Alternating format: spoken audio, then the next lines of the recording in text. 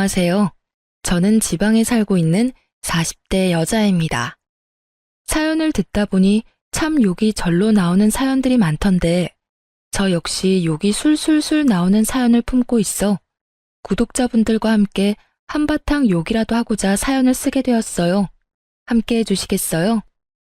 남편과 전 결혼한 지 7년 차가 되는 부부였어요. 남편과 저 사이엔 애교로 똘똘 뭉친 4살이 된 예쁜 딸이 있었고 사이는 그냥저냥 평범했어요. 손꼽힐 만큼 인고 부부도 아니었고 그렇다고 해서 하루가 멀다고 싸우는 사이도 아니었고요. 딸은 어린이집을 다니고 있었는데 맞벌이를 하다 보니 아침엔 일찍 집에서 나서고 오후엔 늦게 집으로 돌아오게 되었는데 어느 순간부터 딸이 그 상황을 너무나도 힘들어하더라고요. 남편과 전 고민에 빠졌고 대화를 해본 결과 딸 바보인 남편이 육아휴직을 쓰고 딸을 돌봐주기로 했어요. 여보, 그냥 내가 육아휴직 쓸게. 응? 정말? 정말 당신이 쉬어도 되겠어? 우리 회사 생각보다 육아휴직에 관대하기도 하고 무엇보다 채민이가 힘들어하는데 하는 수 없지. 당신 회사는 육아휴직 내면 복직하기 힘들 수도 있다고 했었잖아. 조금 그런 분위기이긴 해.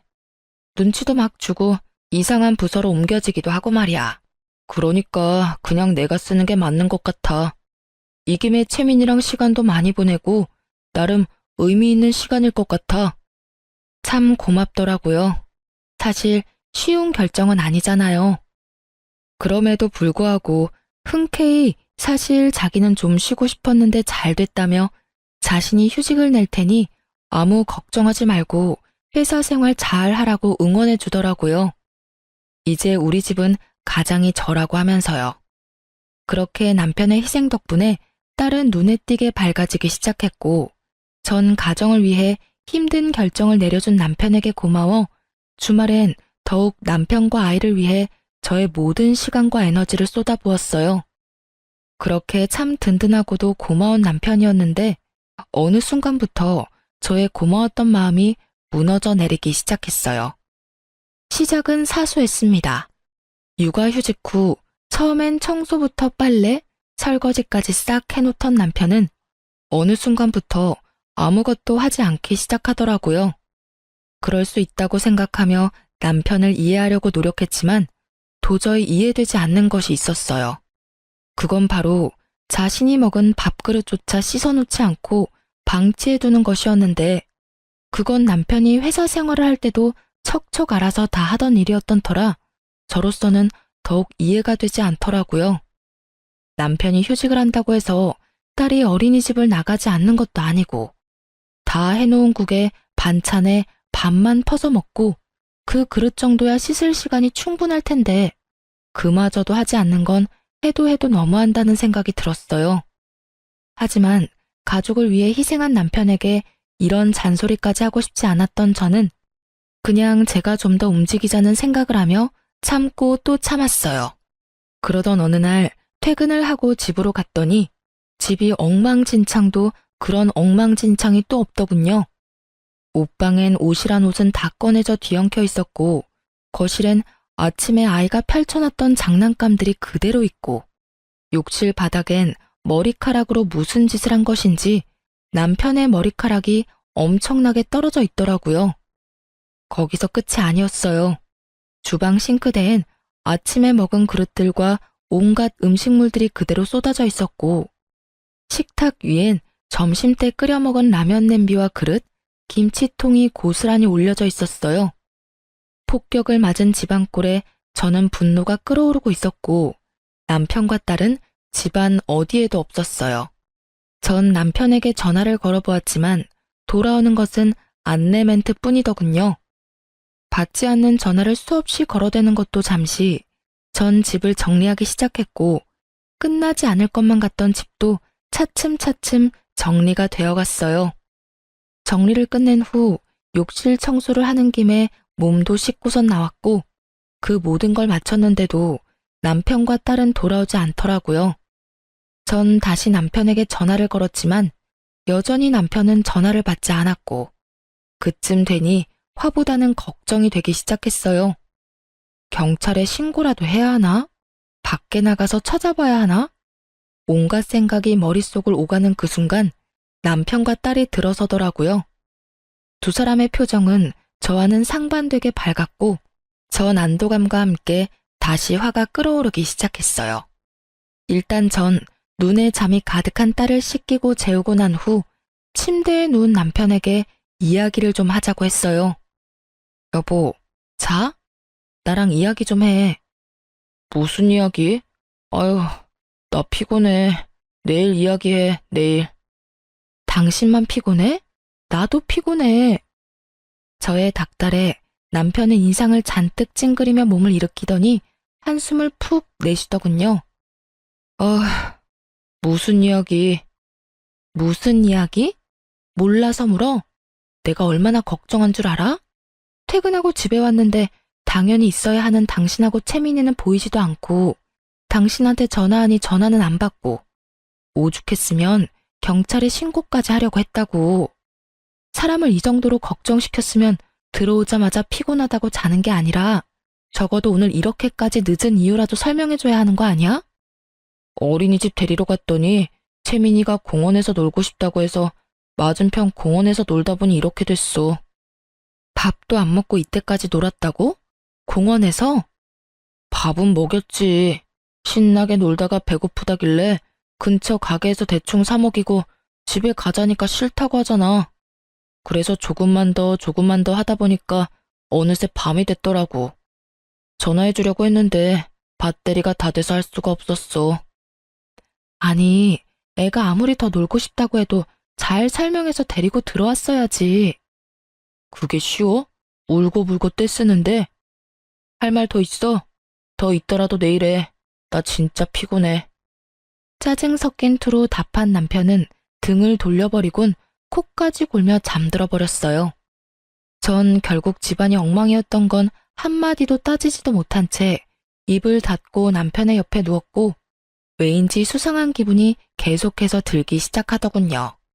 그 이후에도 남편은 가끔 딸과 함께 밖에서 늦은 시간까지 시간을 보내고 들어왔고 그때마다 집은 더 엉망인 건 물론이고 연락조차 되지 않았죠. 그런 남편의 행동이 몹시 수상했지만 혼자도 아니고 딸까지 데리고 나가서 이상한 짓을 할 리도 없다고 생각했죠. 혹시나 하는 마음에 딸에게 아빠와 놀다 오니 좋냐고 물어보았더니 엄청나게 좋다며 아빠가 이것저것 하며 놀아줬다고 자랑하는 걸 보니 딸과 함께 놀다 오는 것은 확실해 보였어요. 그래서 전 남편에게 딸과 노는 것도 좋고 늦는 것도 좋고 다 좋은데 다른 건 몰라도 이렇게 늦는 날엔 제가 걱정하지 않게 연락이라도 하라고 했고 남편은 귀찮아 죽겠다는 얼굴로 알겠다고 하더군요. 그날 이후 남편이 그따구로 구니 저 역시 남편에 대한 고마움은 사라지고 있었고 이상한 기류마저 풍기니 점점 예민해지더라고요.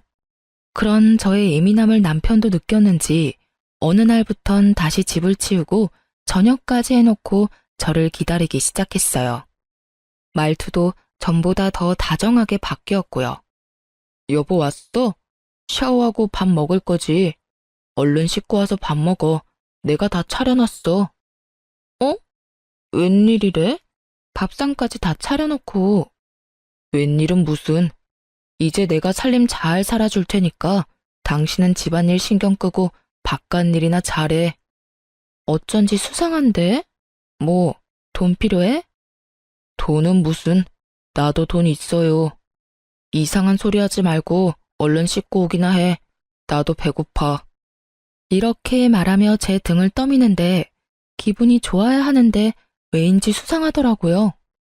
왜 그런 거 있잖아요. 좋은 일 있는 사람이 묘하게 들떠서 과한 친절을 베푸는 딱 그런 사람 같더라고요. 전 남편의 행동이 더욱 의심스럽게 느껴졌고 그렇게 남편을 주시하고 있는데 아이의 어린이집 체육대회 날이 다가왔어요.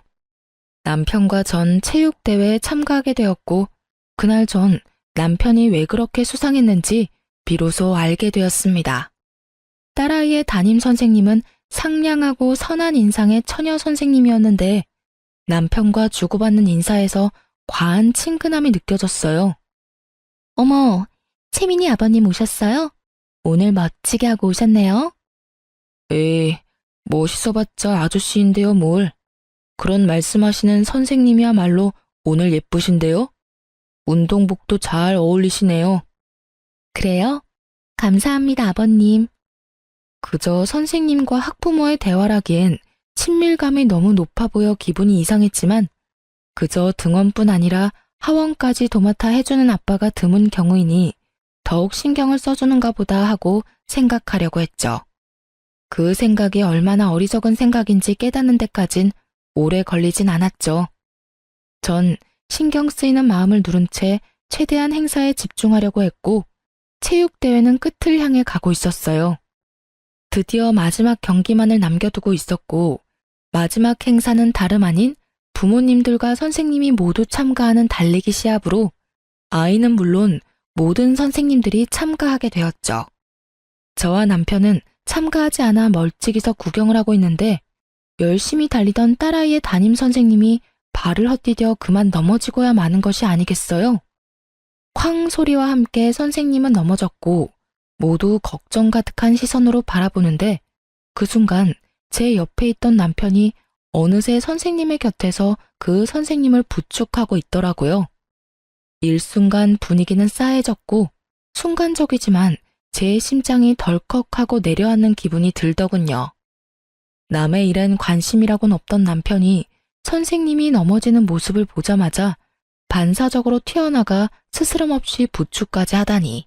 저는 차라리 눈을 감아버리고 싶었지만 최대한 아무렇지 않은 척 애써 미소를 지어 보였고 이상한 분위기를 감지한 원장님이 나서 그 선생님을 데리고 가는 바람에 상황은 일단 일단락이 되었어요. 집으로 돌아오는 길, 남편은 아무 말이 없었고 저 역시 말을 하고 싶지 않았어요. 그렇게 조용한 분위기에서 집으로 돌아왔고 오는 차 안에서 곤히 잠들어 버린 딸을 침대에 눕히고 나오니 남편이 씻고 있더라고요. 떨어지는 물소리를 들으며 아무리 좋게 생각해 보려고 해봤지만 생각하면 할수록 남편의 행동이 수상하고 이상했어요. 그렇게 상상의 나래를 펼치고 있는데 남편이 식탁 위에 올리고 간 휴대전화가 울리는 것이 아니겠어요? 전화를 건 상대방은 다름 아닌 딸아이 담임 선생님이었고 감사 인사라도 전하려고 그러나 하고 전화를 받으려는 순간 물기도 제대로 닦지 않은 남편이 어느새 저에게 다가와 휴대전화를 낚아채더니 화를 내기 시작하더라고요. 야, 넌 왜 남의 전화를 함부로 만져? 야라니, 남이라니요. 이때껏 아무리 화가 나도 야라는 호칭은 쓰지 않았던 남편인데 휴대전화 좀 만졌다고 불같이 화를 내니 너무 당황스럽기도 황당하기도 하더군요. 묻지도 않고 만져서 미안한데 전화가 와서 그랬어. 그런데 담임 선생님이 왜 당신한테 전화를 하는 거야? 따로 전화할 일이 뭐 있다고? 감사 인사 정도야 문자로 해도 되고 굳이 전화할 일이 없잖아. 그걸 내가 어떻게 알아? 내가 전화 걸었어? 하여튼 2번 다신 남의 물건에 손대지 마. 알겠어? 더욱 화를 내던 남편은 다시 욕실로 들어가 버렸고 전 차분하게 머릿속을 정리했어요. 지나치게 친근해 보였던 두 사람. 선생님이 넘어지자마자 반사적으로 튀어나가 서슴없이 부축하던 남편의 손길. 그리고 방금 전화까지. 설마는 확신이 되어갔고 그럴수록 전 더욱 차분해졌죠. 생각이 정리될 때쯤 남편이 나왔고 남편에게 묻고 싶은 이야기는 많았지만 참고 또 참으며 최대한 아무렇지 않게 남편을 대했어요. 평소와 다름없는 제 모습에 남편은 안심이란 걸 하는 듯했고 그렇게 주말이 지나 월요일이 되었죠. 전 평소와 마찬가지로 출근을 한다며 집에서 나와 예약해두었던 렌터카를 타고 남편을 뒤쫓기 시작했어요. 확신은 가득했지만 이 모든 확신들이 진실인지 제 두 눈으로 확인하고 싶었거든요. 주로 남편이 늦게 오는 날이 월요일, 목요일이었던 터라 미행의 날을 월요일로 정했고 저의 미행은 그렇게 시작되었어요. 오전엔 이상할 것 없이 평범하게 흘러가더군요. 딸을 어린이집에 데려다 준 남편은 곧바로 집으로 돌아왔고 어떤 외출도 없이 집에서 시간을 보냈어요. 문제는 딸이 하원하고 난 후부터 이어지더군요. 딸이 하원을 하고 난 후 어린이집 놀이터에서 놀던 두 사람은 선생님이 퇴근할 시간에 맞춰 서둘러 차를 타고 출발하는 거 아니겠어요? 그렇게 출발한 차는 어린이집이 보이지 않을 거리에 멈춰섰고 어디선가 나타난 선생님이 그 차에 자연스럽게 타는 것을 보게 되었죠. 그 뒤로 이어진 상황들은 경악스러움의 연속이었어요. 딸은 아무것도 모른 채 그저 아빠와 선생님이 놀아주니 행복해 보였고 두 사람은 마치 부부처럼 아이의 시선을 피해 손을 잡고 당당하게 외도를 저지르고 있더라고요. 모든 것을 제 두 눈으로 확인하던 그 순간 그때서야 남편의 행동이 다 이해가 되기 시작했어요. 어린이집에서 운행하는 버스를 태워서 등하교 시키는 것이 더 편할 텐데 굳이 본인이 딸의 등하교를 시키겠다고 우기고 나선 것부터 해서 넘어진 상간녀를 불이 나게 일으켜 세우던 일까지. 그리고 옷방이 그리도 엉망이 된 것도 딱 맞아 떨어지더라고요. 그때의 제 심정은 정말 말로 설명할 수 없는 기분이었어요. 제 예상이 모두 맞아 역시 그럴 줄 알았다 싶다가도 정말 남편이 다른 사람도 아닌 아이의 담임 선생님과 외도를 저지르고 있었단 사실이 믿기지 않더군요. 이혼을 해야 하는 것이 분명하지만 아빠를 너무 사랑하는 딸에게 이혼이라는 것을 어떻게 이해시켜야 하나 싶고 그렇다고 모든 것을 덮고 그냥 살기엔 제가 알아버린 것은 너무 많았죠. 두 연놈의 다정한 모습을 찍은 사진들을 몇 번이고 되돌려보며 고민 또 고민했지만 결론은 이혼이 답이라는 것이었어요. 결론이 나자 머리가 맑아졌고 전 증거 수집에 박차를 가했어요. 남편의 블랙박스가 정말 대박 중에 대박이더군요.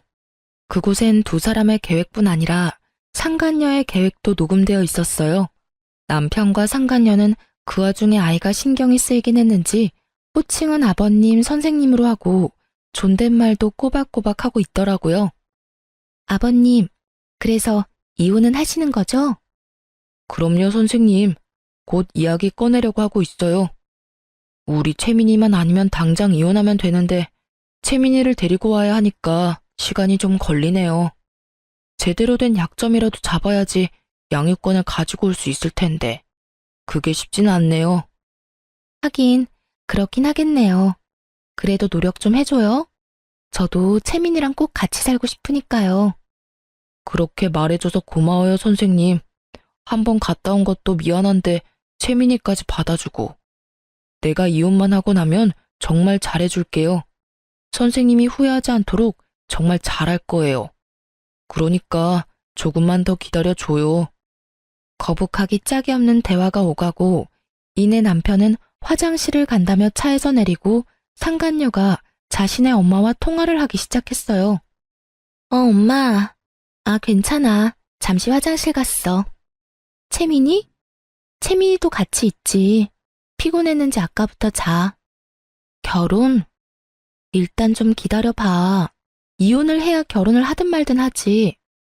채민이 정말 키울 거냐고? 내가 미쳤어? 내가 애를 왜 키워? 그것도 남의 새끼를. 그 사람이 워낙 딸을 예뻐하니까 일단 키운다고 말만 하는 거지. 그래야 이혼을 할 거 아니야. 일단 이혼시키고 결혼하고 나면 임신부터 서둘러서 하고 뱃속에 애 핑계 대면서 채민이 시댁에 보내버릴 거야. 들킬 일 없다니까. 그 여자 눈치라고는 없어서 체육대회 때 그런 일까지 있었는데도 아무것도 모르고 있다고 하더라니까. 심지어 내가 그이한테 전화한 것도 다 봤는데도 여전히 모른다고 하던데? 그러니까 그런 걱정은 하지도 마. 엄마 어린이집엔 피해 안 가도록 우리가 알아서 할 테니까. 엄마는 그저 어린이집 어떻게 확장할지 그 계획이나 잘 세우세요.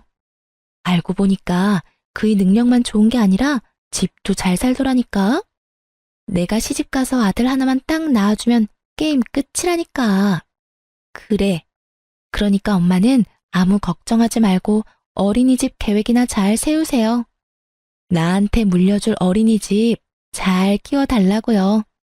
그이 온다. 이만 끊어? 참 대단한 여자더라고요. 유부남 꼬셔서 이혼시키는 것도 뻔뻔하다 싶은데 애까지 뺏어가다뇨. 심지어 그 애는 바로 시댁에 버릴 계획까지 세우고 있다니. 거기다 명색에 어린이집 원장이라는 여자는 자기 딸을 말리기는커녕 이 미친 계획을 돕고 있었다니 정말이지 제대로 난년이긴 하더라고요. 그 뒤로는 굳이 들어보지 않아도 뻔했기에 더는 듣지 않았어요. 이미 다스릴 수 없을 만큼 화가 나 치가 떨려왔고 남편도 남편이었지만 상간녀만큼은 절대로 용서할 수 없는 지경이었어요. 전 확실하게 하기 위해 며칠에 걸쳐 증거들을 더 모았고 변호사를 만나 상담까지 마쳤어요. 모든 준비가 끝난 후 전 딸과 함께 친정으로 가기로 했죠. 여보, 그동안 고생 많이 했어.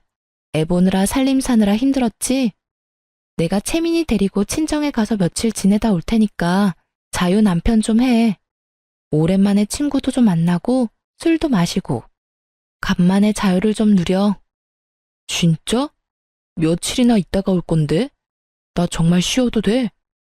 그럼 정확히 날짜는 모르겠는데 이틀은 일단 있지 않을까?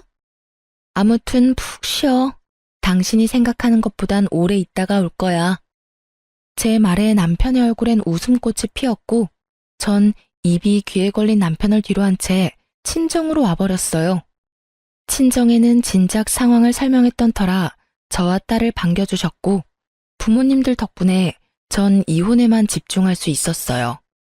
남편은 저의 예상대로 상간녀를 집에 불러들였고 모든 장면을 홈 CCTV를 통해 지켜보고 있었습니다. 자기야, 나왔어. 여기가 자기 집이야? 그럼 내 집이지. 와, 진짜 좋은데? 우리도 결혼하면 이렇게 좋은 집에서 사는 거야? 이거보다 더 좋은 집에서 살아야지. 그 여자 맨몸으로 내쫓고 여기보다 더 좋은 집에서 자기랑 나랑 채민이랑 행복하게 살자. 그래. 우린 정말 행복하게 살 수 있을 거야. 내가 그렇게 만들어줄 거거든. 그나저나 그 여자는 웬일로 채민이까지 데리고 친정에 갔대? 나도 몰라. 나보고 그동안 수고했다면서 좀 쉬라고 그러던데. 하긴 우리 자기 수고하긴 했지. 나랑 바람 피우느라.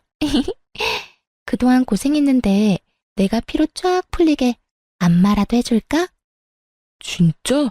좋지. 더는 구역질이나 볼 수가 없더라고요. 모든 상황은 녹화가 되고 있었고 전 휴대전화도 끄고 눈도 그냥 감아버렸어요. 눈을 감으니 그간 남편과의 추억들이 차례대로 스쳐가더군요. 첫 만남에 설렜던 순간부터 결혼을 결심하게 된 순간들, 결혼식, 그리고 처음 딸아이를 품에 안는 순간까지도요. 그 추억의 끝은 남편의 외도였고 그제야 마음속에서 모든 것이 정리되는 느낌이 들었어요. 이혼하겠다고 마음먹은 것과는 별개로 그 순간까지도 남편에 대한 미련 비슷한 것들이 남아 저를 힘들게 하고 있었는데 비로소 그때 모든 것이 떨쳐지더라고요. 그 다음날 모든 증거를 가지고 아이들이 제일 많이 등원하는 시간에 맞춰 어린이집으로 향했어요. 어린이집에 도착하니 저의 계획대로 아이들을 등원시키고 모여 이야기하는 학부모들이 꽤 있더라고요. 심각한 표정의 제가 어린이집에 들어서자 모든 시선이 저에게 향했고 전 그대로 어린이집 현관 입구로 향했어요. 입구엔 보조 선생님이 계셨는데 심각한 표정의 저를 발견하곤 부탁하지도 않았는데 상간녀를 불러주더라고요. 누구보다 밝게 가식적인 표정으로 나오던 상간녀는 저를 발견하곤 표정이 굳어버렸고 타이밍 딱 맞춰 남편 놈도 불이 나게 뛰어와 제 옆에 서더군요. 사실 제가 출발하기 전 좋은 구경시켜줄 테니 어린이집으로 오라고 문자를 보냈었거든요. 사건의 주인공들이 다 한자리에 모였고 대화를 시작하기 전 남편의 자리를 다시 정해주었어요. 제 옆이 아닌 상간녀의 옆으로 말이죠. 여기 말고 네가 사랑하는 여자 옆에 가서 서. 제 말에 적잖게 당황한 남편놈은 반사적으로 부인을 하고 나서더군요. 그게 무슨 말이야. 사랑하는 여자라니. 채민이 엄마, 이분 채민이 담임선생님이잖아. 남편은 부인하기 바빴고 상간녀는 붉어진 얼굴을 진정시키기 위해 손 부채질을 열심히 하고 있더라고요. 그 와중에도 저와 상간녀의 눈치를 살피는 남편놈의 행동은 제 화를 더 돋우는데 부족함이 없었죠. 전 그 자리에서 준비했던 증거를 두 사람에게 던져주었어요. 몇 장의 사진은 두 사람의 얼굴로, 몇 장의 사진은 바람에 날려 어린이집 정원에 떨어졌죠. 모여있던 학부모들은 앞다투어 사진을 줍기 바빴고 두 사람은 차마 사진을 줍지도 못하고 곁눈질로 사진을 보기 바쁘더군요. 무슨 말인지 정말 몰라서 그딴 말을 짓거리는 거야? 너 육아휴직 내고 애를 보는 게 아니라 여자를 보고 살았더라? 좋았니? 행복했어? 왜? 젊은 여자랑 같이 살 생각하니까 절로 웃음꽃이 폈어? 저는 언성을 높이며 소리를 질러버렸고 남편과 상간녀의 얼굴은 빠른 속도로 새파랗게 질려가기 시작했어요. 큰 소리까지 치며 난동 아닌 난동을 부리는 저로 인해 무슨 일인가 싶었던 다른 선생님들이 밖으로 나오고 많이 흥분한 듯한 저를 말리는가 싶더니 떨어진 사진들을 발견했는지 저마다 입을 가리며 경악을 금치 못하더라고요. 어머, 이게 다 뭐래요? 이거 채민이 아버님이랑 정 선생님 아니에요? 에이, 설마요. 어떻게 그런 짓을 해요? 아니라고 하기엔 지금 분위기가 좀 그렇잖아요. 많이 놀란 선생님이 저마다 한마디씩 하는 사이 기다리던 사람이 뛰어나오더군요. 그 사람은 바로 이 어린이집의 원장이자 상간녀의 엄마였어요. 이게 다, 채민이 어머님, 정말 죄송합니다. 이런 일이 일어나고 있는지 정말 꿈에도 몰랐어요. 정말 죄송합니다. 거듭 아무것도 몰랐다며 저에게 고개 숙여 용서를 구하던 원장은 큰 결심을 했다는 듯 이런 말을 하더라고요. 제가 직원 교육을 잘못 시켜도 한참 잘못 시켰습니다. 책임지고 해고하고 이 바닥에 다신 발도 못 붙이게 할 테니 힘드시겠지만 일단 진정 좀 해주세요, 어머님. 진정? 지금 내가 진정하게 생겼어요? 암요. 진정하시기 힘드시다는 거 저도 잘 압니다. 그러면 다른 학부모님들도 다 보고 계시고 일단 들어오셔서 이야기 나누실까요? 코웃음이 다 나더라고요.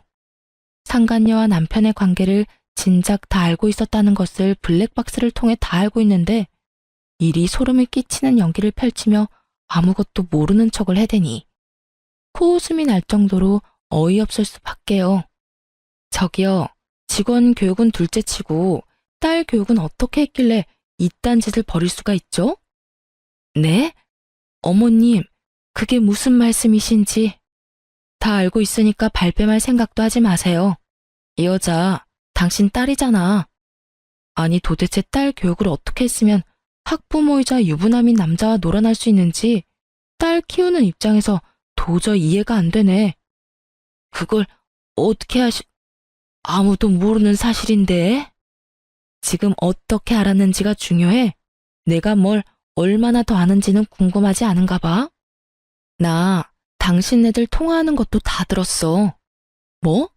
일단 이혼부터 시키고 임신부터 해서 내 딸을 시댁으로 보내버린다고? 그게 인간이 할 말이야? 그게 아이들을 보살피는 선생 입에서 나올 말이냐고. 저는 다시 한번 악에 받쳐 소리를 질러버렸고 제 말에 모여있던 학부모들은 경악을 금치 못한다는 표정을 지어 보이더군요. 남편 역시 화가 났는지 상간녀를 닥달하기 시작했고 상간녀는 절대 아니라며 잡아떼기 바쁘더라고요. 이 말이 전부 사실이야? 우리 채민이 버릴 생각이었어? 아니야, 자기야. 상간녀의 입에서 나온 자기라는 단어는 다시 한번 구경하고 있던 학부모들의 탄성을 자아냈고 상간녀는 그 모든 것이 상관없다는 듯 말을 이어나가기 시작했어요. 내가 채민이 정말 많이 사랑하고 아끼는 거 누구보다 자기가 더 잘 알잖아. 자기 생각 안 나? 내가 어떨 땐 채민이 엄마보다 더 채민이를 사랑하는 것 같다며. 그런 내가 채민이를 버리다니 다 거짓말이야. 나 믿지? 날 믿어야 해. 상간녀의 혼신의 힘을 다한 연기에 남편은 의심 가득한 눈초리로 저를 봤고 이런 상황을 예상했던 전 휴대전화를 꺼내 옮겨놓았던 파일을 틀어주었죠. 상간녀가 통화하는 목소리가 울려 퍼지고 상간녀의 민낯을 알아버린 남편은 충격에 빠진 듯 그대로 주저앉아 버리더군요. 그런 남편에게 전 한마디 던져주고 충격의 도가니가 된 어린이집을 빠져나왔습니다. 그래도 얼마나 다행이니? 채민이에 대한 마음은 거짓이었어도 널 사랑하는 마음만큼은 진심이라고 하니. 그러니까 채민이는 포기하고 젊고 예쁜 여자랑 잘 먹고 잘 살아봐 어디. 얼마나 잘 살지는 잘 모르겠지만 말이야. 그렇게 집으로 돌아온 저는 남은 짐을 싸고 있었어요. 그렇게 한참 짐을 싸고 있으니 남편과 상간녀 그리고 원장까지 차례대로 집으로 들어오더라고요. 줄지어 들어온 세 사람은 저의 눈치를 살피더니 모두 제 앞에 무릎을 꿇고 앉아 빌기 시작했어요. 어머님, 두 사람 헤어지기로 했습니다. 제 모자란 딸도 많이 반성하고 있으니 한 번만 용서해 주시면 안 될까요? 제가 어떻게 해서든 어머님께서 받으신 마음의 상처 보상해 드리겠습니다.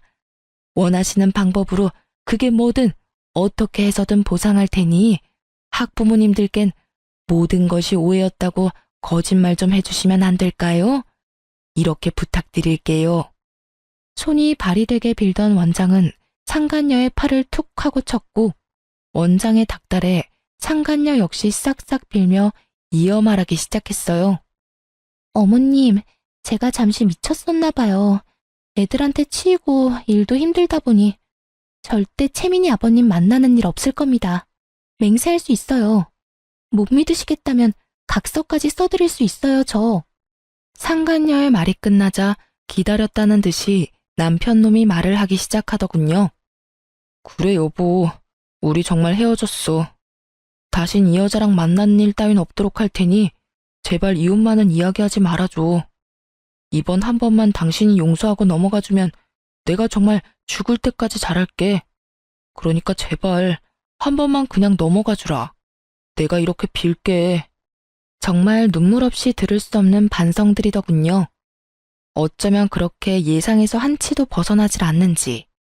듣는 내내 지겨워서 하품을 크게 하는 바람에 눈물이 다 났지 뭐예요? 전 목이 빠져라 제 대답을 기다리는 세 사람을 향해 답을 해주었어요. 원장님, 어떤 보상을 어떻게 해줄 생각인지는 잘 모르겠는데 전 보상 같은 거 필요 없어요. 억만금을 가져다 준다고 한들 난도질 당한 마음이 멀쩡해지겠어요? 그러니 그 되지도 않는 잔머리 그만 굴리세요. 전 보상이 뭐든지 간에 절대로 다른 학부모님들한테 거짓말할 생각도 해명할 생각도 없으니까요.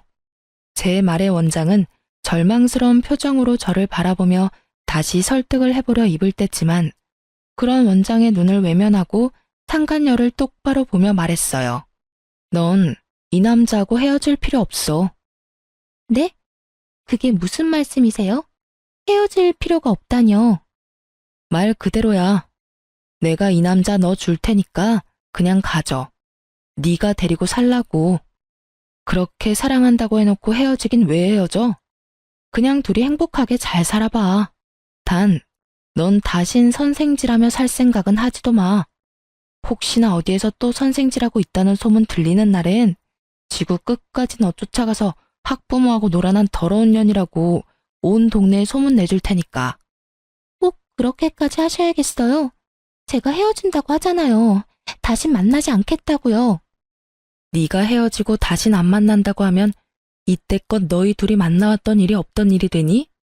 그리고 네가 헤어질 테니 나보고 다시 저 새끼랑 살라고 부탁하면 내가 바람까지 피운 더러운 놈이랑 다시 붙어 살아야 해?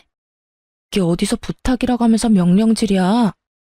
명령이 아니라 정말 간곡하게 부탁드리는 거예요. 저 정말 다시는 이 사람하고 만나는 일 없을 테니 두 분 살고 말고 하는 건 알아서들 하시고 제 앞길만 막지 말아주세요. 제발 부탁드릴게요. 저 아직 나이도 어리고 앞길도 창창한데 그런 소문을 내시면 앞으로 전 어떻게 살아요? 넌 인제야 눈물이 나니? 난 이제 눈물이 말랐는데 말이야. 네가 유부남 꼬셔서 이 집에서 좋다고 행복감에 젖어 있을 때 난 말이야, 피눈물을 흘렸어. 그러니 네 인생 망가지는 것쯤은 네가 감당해. 망가진 내 인생도 나 혼자 감당하고 있는데 내가 네 인생까지 신경 쓸 틈이 있겠어? 상간녀는 흐느끼는 소리를 내며 펑펑 울기 시작했고 전 그런 상간녀를 외면한 채 마지막 남편에게 말했습니다. 당신이 제일 어이없어. 그거 알아? 뭐?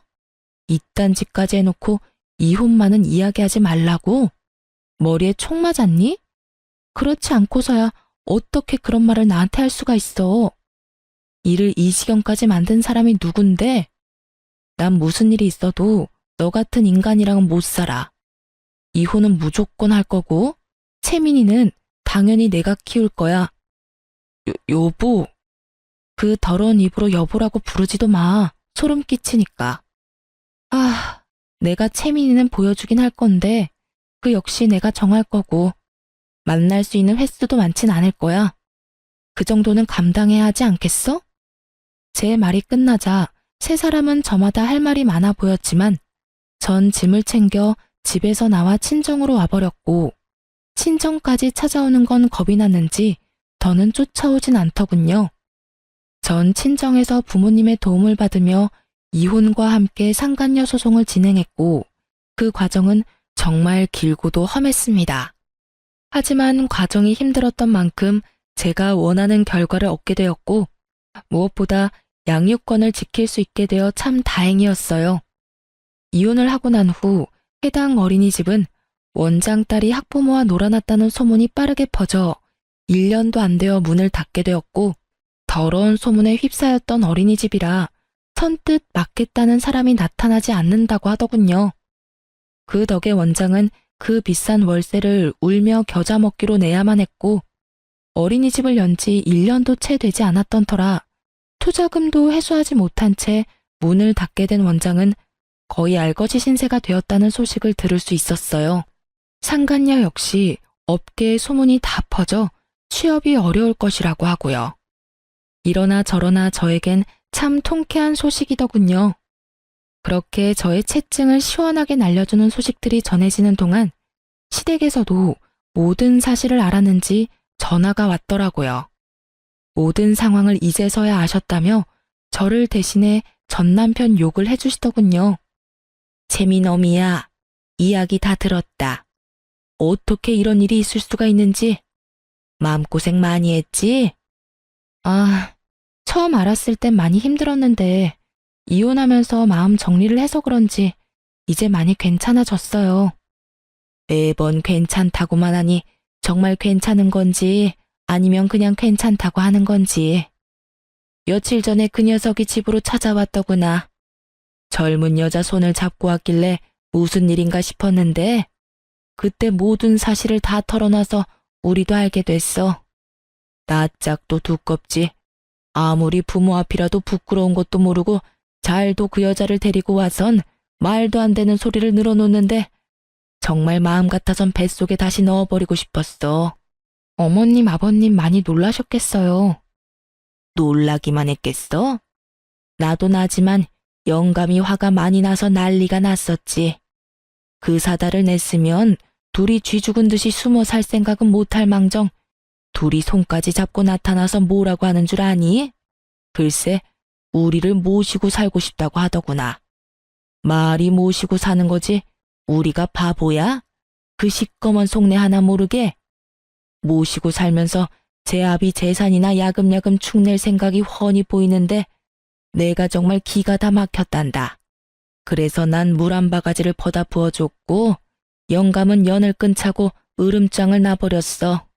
아휴, 우리도 이렇게 속이 문드러지는데 네 속은 어땠겠어? 전 이제 정말 괜찮아요. 어머님, 아버님이 더 속상하셨겠어요. 자식이라곤 그 사람 한 명인데 그리 영까지 끊어버리시고요. 우린 속이 다 시원하다고 했다. 그깟 자식 없는 걸로 치고 사는 게 차라리 나아. 그딴 놈 끼고 살아봤자 노후에 대접이나 해주겠어? 짐짝 취급이나 하겠지. 그러니 우리 걱정은 말고 너나 잘 살아. 평소에도 딸을 복덩이라고 부를 만큼 아이를 사랑해 주셨던 시댁이었던 터라 다른 것도 아닌 전 남편의 외도로 인한 이혼은 시댁에서 용납할 수 없는 짓이었죠. 추악한 꿍꿍이를 가지고 합가하려고 했지만 그 자리에서 모진 수모를 겪고 쫓겨났다는 이야기를 들을 수 있었죠. 그러면서 저를 위로해 주시는데 그제서야 눈물이 나더라고요. 그렇게 한참을 울고서야 전 감사의 마음을 전하고 전화를 끊을 수 있었어요. 합가의 꿈마저 허공에 날려버린 전 남편은 저희가 살던 집을 처분해 저에게 위자료를 주고 남은 돈으로 작은 집을 얻어 상간녀와 함께 살고 있다고 하더군요. 하지만 그조차도 전 남편이 바라던 삶의 모습은 아닌 듯 했어요. 한 번은 딸 때문에 어쩔 수 없이 전 남편과 함께 밥을 먹어야 하는 날이 있었는데 저의 손을 잡더니 이런 말을 다 하더라고요. 나 그 여자랑 도저히 못 살겠어. 그래서 하는 말인데 당신이 나 좀 다시 받아주면 안 될까? 나 말고 채민이 봐서라도 마음 한 번만 돌려주라. 응? 이 무슨 어이없는 말인지 모르겠더라고요. 아이를 생각한다는 인간이 아이의 선생과 바람이나 가정을 산산조각은 내놓고 이제 와서 아이를 들먹이며 재결합을 하자니요. 거기에다 이혼 후 반성하며 혼자 사는 것도 아닌 버젓이 다른 여자와 살림을 차려놓고선 이제와 받아달라고 애원하는 꼴이라니. 정말 기가 막히더군요. 전 남편의 말을 듣자마자 재빨리 전화기를 꺼내 상간녀에게 전화를 걸었고 이 모든 사실을 빼놓지 않고 그대로 상간녀에게 전해줬어요. 여보세요? 지금 당신과 함께 사는 남자랑 만나서 밥을 먹고 있는데 이 인간이 글쎄 당신 같은 여자랑 도저히 못 살겠다고 다시 받아달라고 애원하네요? 혹시 합의된 상황인가요? 이런 저의 행동을 보던 전 남편은 제 휴대전화를 거칠게 빼앗아 소리를 지르며 화를 내더군요. 너 이게 뭐 하는 짓이야? 아무리 그렇다고 해도 그 여자한테 전화를 하면 어떡해? 너 미쳤어? 전 남편의 고성에 딸은 놀라 울기 시작했고 전 그런 딸을 품에 안고 달래며 전 남편에게 단단히 경고해 주었어요. 또다시 그런 말도 안 되는 소리를 짓거렸다간 그 여자랑 삼자대면이라도 하게 될 테니 두 번 다신 헛소리할 생각도 하지 마.